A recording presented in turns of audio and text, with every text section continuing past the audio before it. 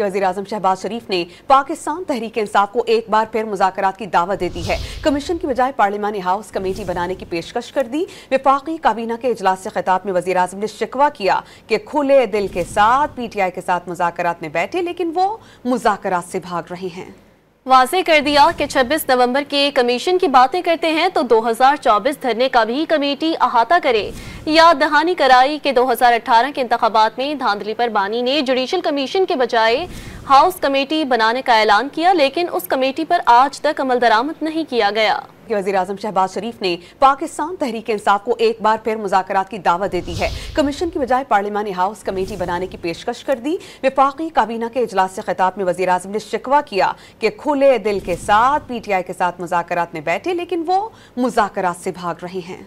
वाज़ेह कर दिया कि 26 नवंबर के कमीशन की बातें करते हैं तो 2024 धरने का भी कमेटी अहाता करे। याद दहानी कराई कि 2018 के इंतखाबात में धांधली पर बानी ने जुडिशल कमीशन के बजाय हाउस कमेटी बनाने का ऐलान किया, लेकिन उस कमेटी पर आज तक अमल दरामद नहीं किया गया।